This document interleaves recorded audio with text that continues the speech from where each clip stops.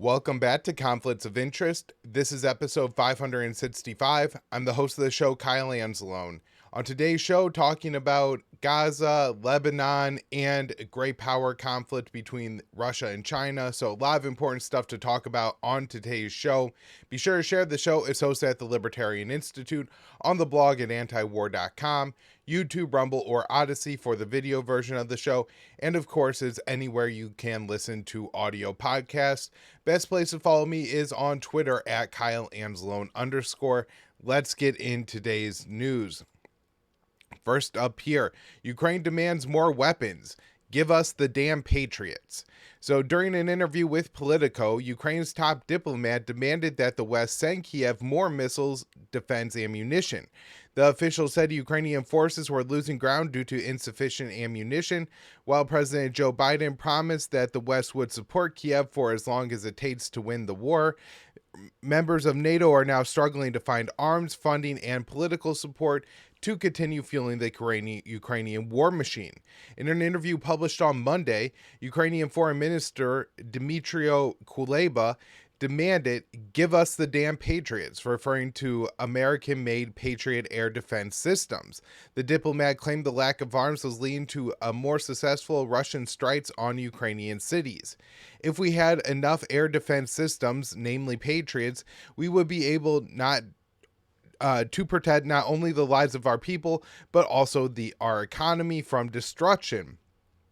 He made these remarks as over the past week, Russia has launched several rounds of strikes on Ukrainian infrastructure that severely affected the energy grid. Washington previously warned Kiev that targeting Moscow's energy infrastructure would lead to retaliating against civilian targets in Ukraine, as well as driving up the global oil prices. And that's something we covered on Monday's show. So, Kuleba and a lot of the pro-Ukrainian warhawks like to pretend that the real issue here is just the Republicans in Congress. And had Republicans in Congress pass the aid bill, then Ukraine would have everything it needs to fight off the Russians. Now, I think that's untrue for a number of reasons. One is that there's also a production issue. And so even if there was an endless amount of funds, there are not an endless amount of Patriot missiles, and Ukraine would be burning through them faster than the U.S. could produce them. So at some point in time, they would run out. And there's a pretty good indication that would come fairly soon. Earlier this year, the Japanese government actually amended their constitution to allow them to send their Patriot missiles. So Patriot missiles are mainly made by, I believe, Raytheon and Lockheed, but they also do a contract with Mitsubishi in Japan, and they produce Patriot missiles, the interceptors, in Japan. And so there are some homemade Japanese Patriots. However, the Japanese have a pretty strict constitution, and for a long time they didn't export any components dealing with weapons, but they amended that, and they actually amended their constitution again to say they could export full weapons systems to allies who are not fighting a war. And also, the U.S. can't then give the Japanese weapons to the Ukrainians. And so what's happening is Japan is giving the U.S. Patriot missiles so we could send the American-made Patriot missiles already in the stockpiles to Ukraine. And of course, we can't send all of our Patriot missiles because, there's a variety of U.S. military needs around the world and planning and stuff like that. So we have red line levels. And also the U.S. is trying to ship Patriot missile systems to other regions of the world and provide it to other allies as well. So there's a pretty tight strain on the supply there. So this is not as simple as just passing the aid. And again, the real solution was just negotiating an end to this war early on. So as Ukrainian forces are losing ground in the country's east, Kuleba argued it was due to a lack of air defense systems near the front lines to shoot down Russian planes. When Ukrainian troops are losing positions, let's look at the reason why. It's because Russia began to massively use upgraded aerial bombs. You cannot jam it. It just falls on your head and destroys everything. This is how we are losing positions. And the only way to prevent this is to shoot down the planes carrying the bombs. We need air defense systems on the front lines. And so multiple problems with this. My guess is that Russia, is probably able to drop some of these bombs from at or near Russian air territory and have them glide down. These are essentially Russian JDAMs, from my understanding. They basically had a surplus of, I think, very old, like Soviet era large bombs, and they figured out how to put glide kits on them to have them hit pinpoint targets in Ukraine. And so this has created a real problem for the Ukrainians. And so trying to shoot down these Russian planes may get awfully complicated. Also, from my understanding, the U.S. has only given Ukraine a pretty limited number of Patriot systems, and those systems are operating to protect pretty substantial and important, like, government infrastructure around Kiev and maybe Lviv and a couple other cities in Ukraine. And so not only would this involve sending more interceptors to Ukraine, but would also involve sending just more Patriot systems overall. Now, the other issue is, of course, that operating these Patriot systems are pretty complicated and it takes a lot of training for soldiers. And so the closer you move these systems to the front line, the more vulnerable the soldiers become to not only missiles, but other kinds of small drones, all other kinds of warfare. And so you could strain the number of troops that you actually have trained on these. And there's a lot of speculation that these Western Special Operation Forces that are operating in Ukraine have at least some involvement in the Patriots in helping those to continue operating. So during the first 3 months of 2024, Washington has provided Kiev only a limited amount of weapons. This is because Congress has not passed a $95 billion foreign aid bill that includes $61 billion for Ukraine. However, even if the House approves the legislation, the Western arms industry still faces production shortfalls. Russia is producing about three times the number of artillery shells as the West, so they're certainly more prepared to have a wartime economy than the Ukrainians. And remember, as much as the West talks about building this domestic defense industry within Ukraine, you just can't have that happen during a time of war, as we're seeing right now in Ukraine, because Russia could, target those buildings that you're trying to have manufactured the weapons. So this does not seem like a real solution to have Ukraine have a domestic defense industry at this point. And it doesn't seem like the Western defense industry can compete with the Russian one. So early in the war, the US and UK pressed Zelensky to forego a deal with Moscow that would have led to Russian troops withdrawing to the lines they held before February 2022 invasion. Washington and London pledged the North Atlantic Alliance's military support to Kiev for as long as it takes. Choosing to fight with the West backing has proven disastrous for Kiev. Over the past 2 years, Moscow has annexed and cemented control over 4 eastern regions of Ukraine, and President Putin says he is unwilling to return those to Kiev. So it seems like, as much as the West has kind of celebrated and gloated this as dealing a blow to Russia, and look, it certainly has. Their domestic energy infrastructure is under attack. They're having to remove civilians from the border region with Ukraine. So there's, internally displaced Russians. Some of the terrorist attack, which may or may not be linked to the war, but also, you can imagine that had Russia's security apparatus not be focused on Ukraine, even if this is a homemade, or not homemade, but a blowback style terrorist attack due to, Soviet Russian policy, something like that in Central Asia, maybe they have the resources to actually stop this attack, it's not all focused on Ukraine. So there's a lot of ways that you could argue that this has really hurt Russia. However, it's been far, far worse for Ukraine. All right, next up here on that terrorist attack, Russian FSB chief says US, UK, and Ukraine could have been involved in Moscow terror attack. The head of the Russian FSB said Tuesday that the US, UK, and Ukraine could have been involved in the terrorist attack on the concert hall outside Moscow that killed at least 139 people.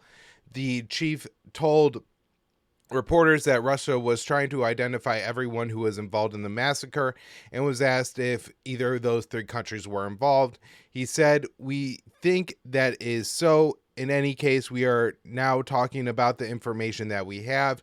This is general information, but the investigators have also concrete results. And so, it's going to be interesting to see what Russia claims here. I think somewhat unfortunately the Russians have tortured the people that they captured, and so and I don't say unfortunately because I have all this sympathy for these murderers who just killed a bunch of people, including some children who were attending a concert, but I say that because it really taints any information that you're going to get from those hostages, right? If you're, I've heard of some pretty brutal tactics that the Russians are using on these, and have seen videos of some of this as well. And certainly a person who is put through that is probably willing to say just about anything to make the torture stop. And so their confessions may symbol more like what the Russians want them to say than is what the actual truth. Now, there are other forms of evidence that can be established here. If these terrorists really were like from Tajikistan and trained in Turkey, as some people said, well then there could be a significant amount of evidence gathered in Turkey, which could or could not be done in coordination with Ankara, which is a member of the North Atlantic Alliance, and that certainly would give some more credibility to any conclusions that were drawn. But at this point, pretty skeptical about what Russia is saying at this point. And that isn't to say that there isn't some circumstantial evidence, I suppose, that Ukraine could have been involved. People point to Victoria Nuland's recent remarks about how she has some nasty surprises for Putin. Look at the fact that Ukraine has ramped up attacks inside of Russia recently, that they've carried out assassinations inside of Russia in the past. I'm not saying that the Ukrainians or the Americans or the Brits didn't have the motivation to do this. I just don't see any evidence at this point to point towards it. And I think it's very careful to approach these situations with a lot of skepticism, because what we're talking about here is that the U.S. was really behind this, is direct U.S. warfare inside of Russia targeted at a large number of Russian civilians. I mean, that's terrifying. All right, next up here, U.S. Japan to strengthen military ties and build up aimed at Japan. Next month, the U.S. and Japan are expected to announce the most significant change to their military alliance since the 1960s, as the U.S. is bolstering its forces in the region to prepare for a future war with China. According to the Financial Times, the U.S. and Japan will unveil a plan to restructure the U.S. military command in Japan to strengthen operational planning and exercises between the two nations when Japanese Prime Minister Kishida visits Washington on April 10th. The overhaul will give the head of U.S. forces in Japan more authority to coordinate with Japan's military rather than having to go through the U.S. Indo-Pacific Command, which is based in Hawaii. Other details of the plan are unclear, but it could be related to Japan's increasing military capabilities, as the U.S. has been encouraging Tokyo to move away from its post-World War II constitution, which renounces war and says armed forces should never be used offensively. Japan has been breaking from pacifist constitution for years. In 2022, that said it was increasing its military budget by 56% and would acquire U.S.-made Tomahawk missiles, which have a range of over 1,000 miles. Japan's military buildup is being done explicitly to counter China, as it has named Beijing as its biggest strategic challenge in its national security strategy document, echoing the language from the Pentagon. And it's also worth noting here that this is seen as provocative by the North Koreans as well. And while, the bigger threat here is war with China, maybe, the more immediate or more likely threat is actually war with North Korea with these spun up tensions. So, we've read a couple of articles recently by a Japanese author at antiwar.com detailing how the U.S. Japanese alliance works and how in a lot of military matters, the U.S. has a lot of power over Japan and really treats Japan, as a client state, as a foreign territory, and not as a sovereign independent nation. All right, now into the news about Gaza, Israel pulls negotiators from Qatar, blames UN resolution for lack of deal with Hamas.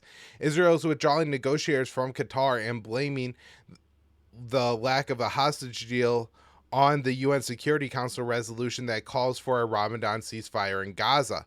Hamas officials said on Monday that the Palestinian group will still seek a hostage deal that includes a permanent ceasefire and an Israeli withdrawal from Gaza, a position Israel has repeatedly rejected.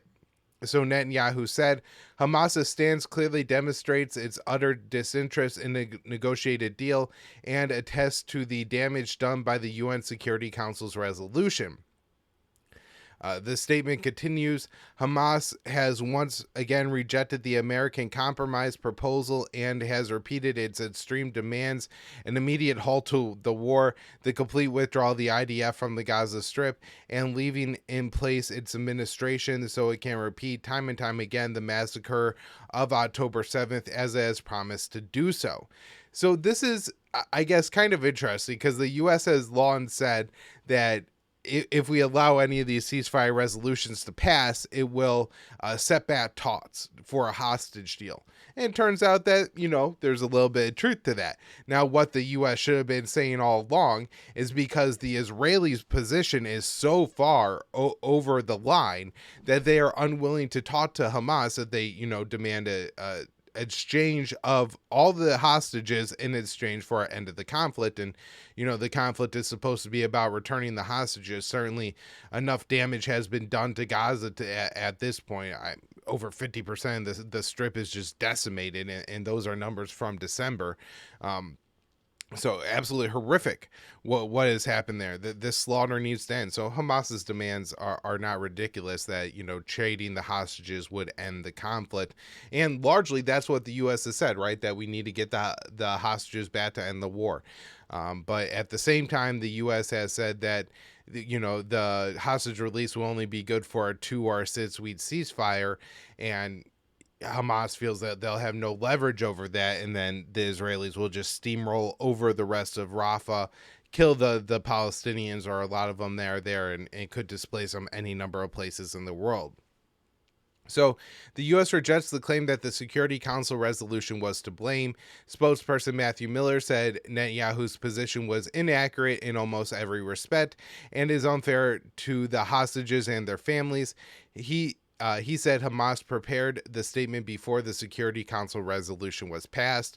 Netanyahu and other Israeli officials are fuming at the U.S. for not preventing the Security Council resolution from passing. The U.S. abstained from voting but had previously vetoed 3 resolutions calling for a ceasefire. The U.S. has downplayed the resolution, saying it is non-binding and won't impact the Israeli military operations.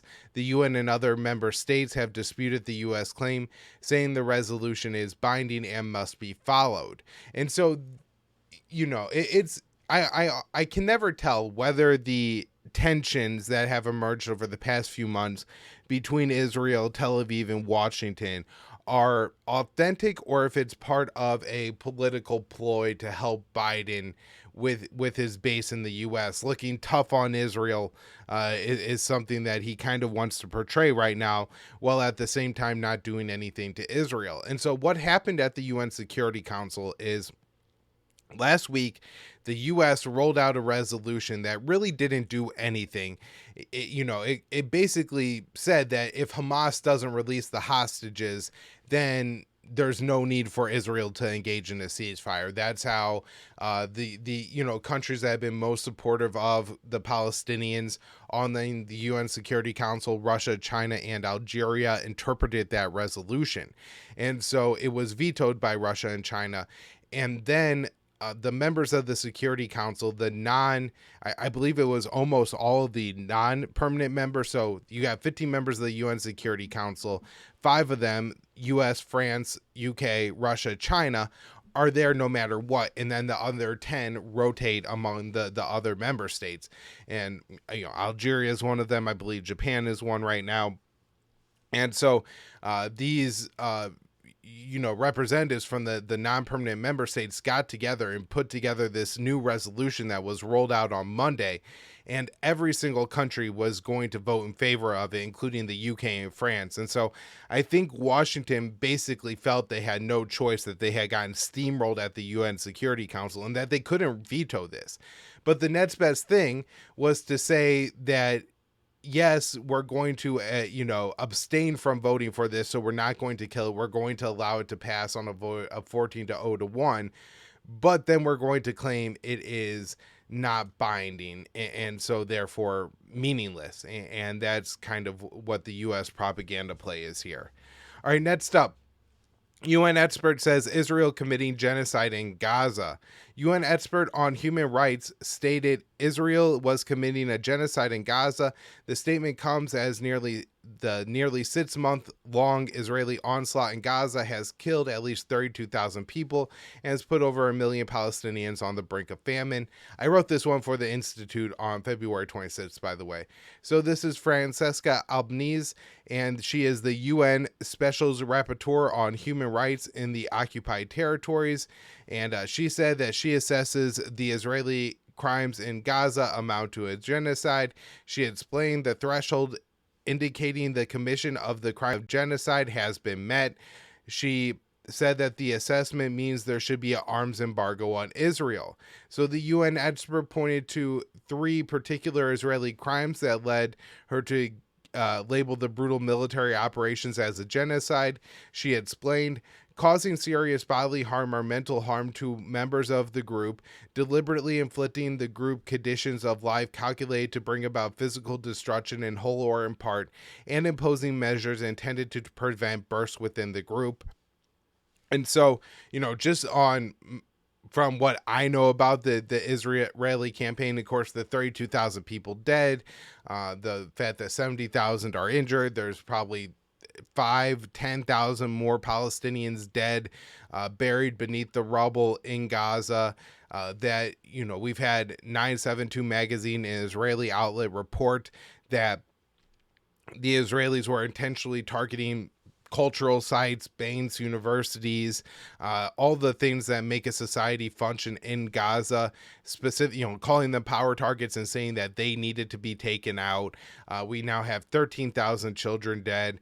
And then, of course, so that's the physical destruction, then deliberately inflicting conditions of life calculated to bring about physical destruction or whole or part. This is the famine that we now have, 1 million people, over 1 million people on the brink of famine at this point. And then the imposing measures intended to prevent births within the group. Of course, we have the airstrikes on the hospitals, the destruction of hospitals, the raids in the hospitals, but also multiple aid groups are reporting that the Israelis are preventing maternity kits from getting into Gaza. And so women are giving birth. I've read stories about women who there's no hospitals because everything is destroyed, right? So a woman gave birth to a stillborn baby in a bathroom at one point. I mean, just horrible things are happening to the pregnant women of Gaza, and awful. So that pretty much covers it. I do mention here at the end of the article the ICJ ruling, which, just kind of adds more credibility to all of this, that Israel is committing a genocide. And look, the wall that was previously used to hold back the criticisms of Israel, this magical weapon that they wielded, calling everyone that didn't agree with them on providing aid to Israel and agree with what Israel was doing in Gaza and the oppression of the Palestinians for years. They say, oh, you're anti-Semitic. And I mean, just being on X right now, you see that narrative crumbling in real time. People just don't buy it anymore. When you say that you have to defend the deaths of 13,000 children and you have to celebrate this and say, oh, this is just a natural reaction to what Hamas did on October 7th, and you can't have any real complaints about what the Israelis are doing. As you take that argument and say that you're anti-Semitic if you don't believe that, if you don't agree with me, people just don't believe it. They will not sign on to a genocide and let them say, oh, well, I guess if you're going to call me anti-Semitic, I'll back off. All right. And of course, that is unless you're a member of the U.S. government. All right. So this one from Dade to Camp, March 26th, antiwar.com. Austin tells Gallant U.S. Israel security bond is unshakable. Secretary of Defense Lloyd Austin hosted as Israeli Defense Minister of Gallant in Washington on Tuesday and declared the U.S. Israeli military relationship is unshakable as the Israeli slaughter of the Palestinians continued. Yoav, our security bond is unshakable, he said, using the first name of the Israeli defense minister. The U.S. and Israel, the U.S. is Israel's closest friend, and that won't change. I mean, I wish he was saying that in the context of like, well, every other country is willing to impose a full embargo of Israel, and because we have a more libertarian government here in the U.S., we're not going to impose a full embargo or something like that. No more aid, but that's not what's going on here. So Austin also detailed his close coordination with Gallant since October. I've been to Israel twice since that awful day, October 7th, including just 6 days after Hamas assaulted your country, and we've spoken by the phone nearly 40 times. The purpose of Gallant's trip was to ensure continued U.S. support for Israel's military and to ask for more weapons. Officials told CNN that he was going to ask for more precision-guided munitions and F-35 and F-15 fighter jets. Gallant said, "Today we will discuss developments in Gaza and the means to achieve our goals, the destruction of Hamas organization, and to bring back the Israeli hostages back home." Austin claimed that the U.S. was concerned about the massive civilian death toll in Gaza and the Israeli restrictions on aid, but unconditional U.S.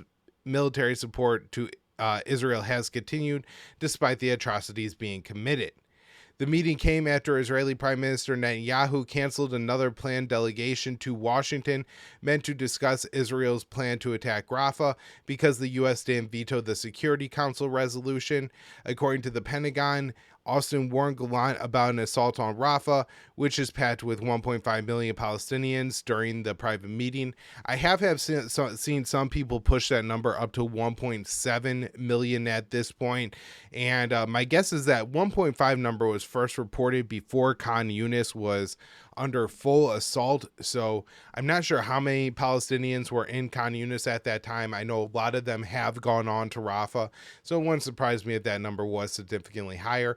But according to the Pentagon, the secretary, that's Austin, stressed that the U.S. and Israel have moral imperatives and a shared strategic interest in safeguarding civilians, noting that operations in Rafah should not proceed without a credible, implementable plan that ensures the safety and humanitarian support for civilian sheltering there. And so you do wonder if this is true, because if the U.S. and Israel have the same vision here, well, Gallant has called the Palestinians animals. And so if that's Austin's shared view, then, the Israelis and the Americans are treating the Palestinians how you absolutely expect, like animals. But I think that's meant to be saying that, the Israelis are doing what they can to protect human life, and we'll continue to stress to them that they do that with the American weapons that we're saying them to do it. All right, everybody, I got a few articles here. Jason Ditz at antiwar.com does a fantastic job of covering the conflict going on Israel's northern border as well. Their little, low simmering conflict with Hezbollah, that has been going on as well since October 7th. So Israel strikes deep into northeastern Lebanon, killing 2.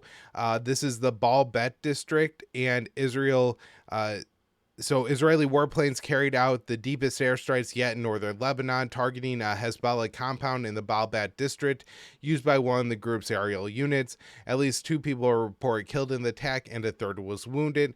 The compound was described as several buildings and an adjoining drone landing pad.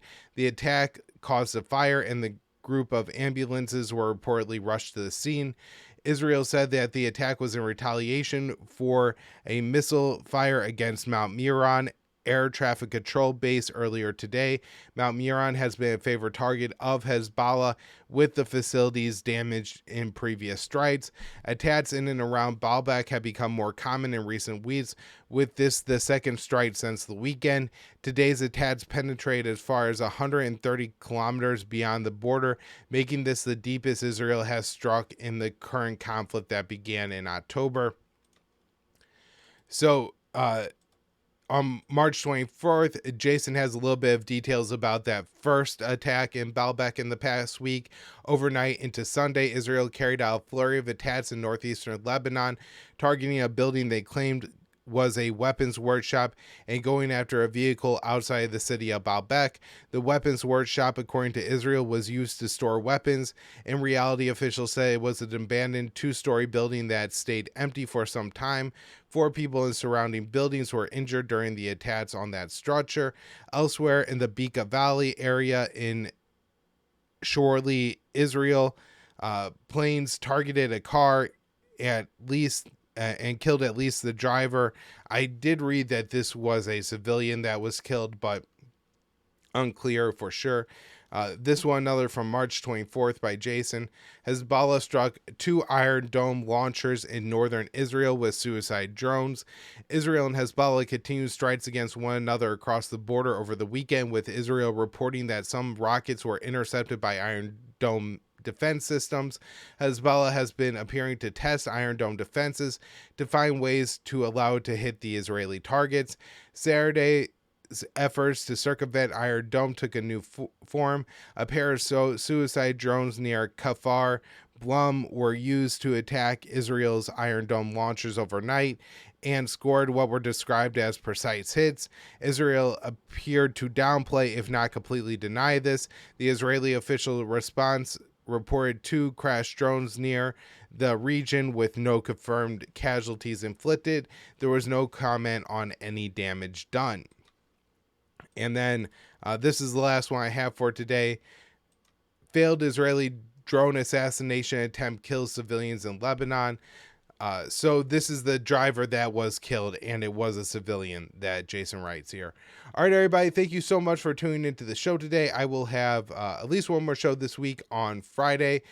So make sure you're subscribed everywhere you can listen to the show so you don't miss that one.